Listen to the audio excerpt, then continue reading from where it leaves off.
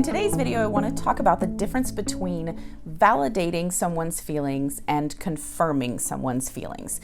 These are ideas that I see get mixed up a lot, both in terms of when I'm working with people directly, like when I'm working with couples or families, or with individuals, and also what I see kind of happening socially. And that is that I see people expressing feelings, having these big reactions, having these big experiences, and either being told that those feelings aren't real, those experiences aren't real because they're not logical, because they're not verifiably true. Or sometimes I see people validating those feelings. Yes, you are having all of these big feelings and all of this anxiety and all of this stuff. And that's just that. That's just the truth of it. That's just the way it is. You're anxious and everything's terrible. So I want to talk about the difference between validating and confirming someone's experience. Again, kind of talking about the self and also others. Everyone is experiencing a lot of anxiety, I think, around what's going to happen. We don't know what's going to happen.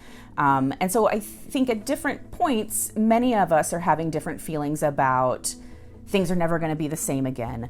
I'm not going to be able to rebound from this. We're never going to make it. I'm not going to have a job. We're having all these big fears and these big feelings. And I want to validate those feelings, and I want to say that makes perfect sense. It makes perfect sense that you have those feelings. And the definition of validation is to deem something worthwhile or real or acceptable, or to acknowledge that it exists. And so I can simultaneously validate and acknowledge that you have these big feelings. These big feelings are very real. They're very frightening. But I'm not going to confirm those feelings, because what I want to confirm is you are resilient. We are going to get through this. This will be difficult, but you can trust yourself to handle what's coming. If I were to lean too heavily on the truth side of things, and you were to say to me, gosh, Karen, I'm feeling so anxious and everything feels terrible and hopeless and nothing's ever going to work out, and I say, everything's going to work out. Why do you feel that way? You're going to be fine. Then I have invalidated your feelings. If I say, you're so right, everything is terrible, it's never going to work out, I have validated your feelings, but I've also confirmed your feelings. And that's inaccurate. And that's not helpful to you. And so if you can kind of separate that out and you can say, yes, you're having these big feelings. Of course, it's overwhelming. It feels hopeless. It feels terrible. Also, it's going to be okay and we're going to work through this.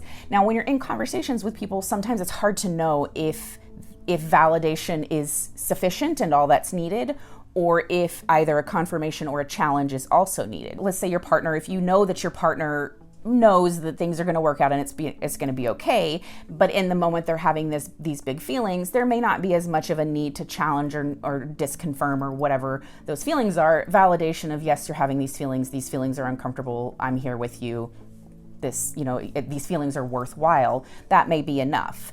If you're talking about something like anxiety, where so much of the work about managing anxiety is really challenging these ideas and challenging these thoughts, then you may have to do some of that countering and not confirming some of those very valid feelings. What that might look like internally is saying to yourself, I feel like this person hates me. I feel like I'm never going to make it through. Whatever these big feelings are, that you admit to yourself that those are valid.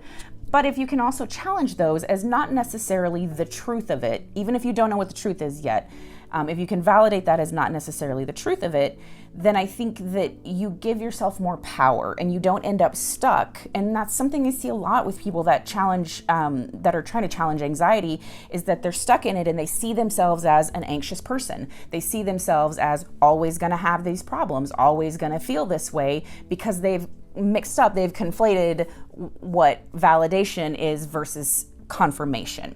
So as you're moving forward, both in your conversations with yourself and in your conversations with other people around you, remember the difference between those things and choose those tools as necessary.